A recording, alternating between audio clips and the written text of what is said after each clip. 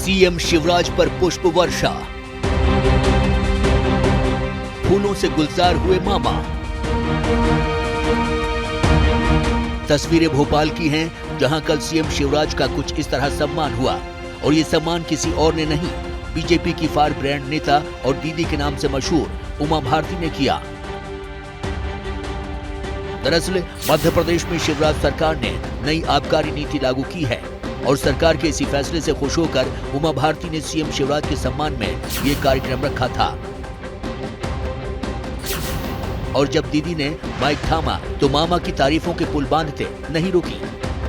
जब मुख्यमंत्री बनी तो मैं बहुत थक गई थी, तो मेरी बहुत इच्छा थी कि कोई ऐसा व्यक्ति बन जाए जो मुझे साल 6 महीने की छुट्टी दे दे। मेरा एक्सीडेंट हो चुका था, स्टेरॉइड्स खाने लगी, अंत में उसके इंजेक्शन लगने लगे अंत में, तब जाके सरकार बनी। इसलिए मैं चाहती थी कोई ऐसा मिल जाए जो मुझसे भी बेहतर चलाए, और वो शिवराज जी ने बहुत अच्छे तरीके से चला दिया। फूलों और शब्दों से दीदी ने जो स्नेह उड़ेला, उसकी सियासी चर्चा भी तेज होने लगी है, क्योंकि मध्य प्रदेश में दीदी मामा की सियासी अदावत से कई बार सुर्खियों में रह चुकी हैं। पिछले साल की इन तस्वीरों ने खूब चर्चा बटोरी थी, जब उमा भारती आबकारी नीति के खिलाफ सड़कों पर उतर गई थी और उन्होंने शराब की दुकानों पर पत्थर बरसाए थे और निशाने पर थी शिवराज सरकार।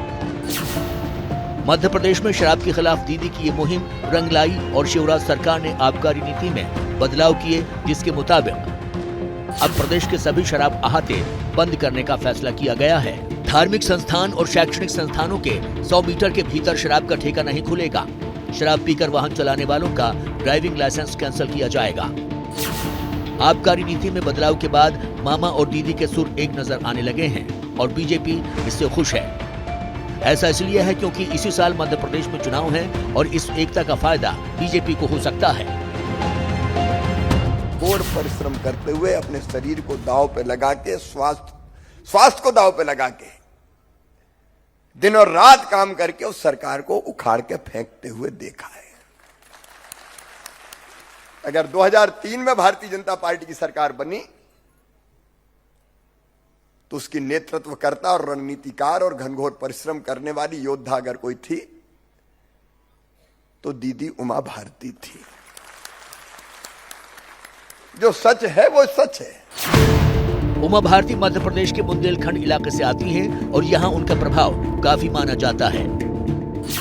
एमपी के बुंदेलखंड में विधानसभा की 26 सीट हैं। 2013 में बीजेपी को इस रीजन में 20 सीट मिली थी, तो 2018 में बीजेपी की सीट घटकर 14 रह गई थी। बुंदेलखंड में 6 सीटों के नुकसान की कीमत बीजेपी को सत्ता गंवाकर चुकानी पड़ी। कैसे, वो समझिए। मध्य प्रदेश विधानसभा में 230 सीट है, बहुमत का आंकड़ा 116। 2018 में बीजेपी 109 सीट पर सिमट गई, कांग्रेस को 114 सीट मिली। मध्य प्रदेश में निर्दलियों के समर्थन से कमलनाथ सरकार बन गई और बीजेपी बहुमत से सिर्फ 7 सीट दूर रह गई थी, जबकि अकेले बुंदेलखंड में बीजेपी को 6 सीटों का नुकसान हुआ था।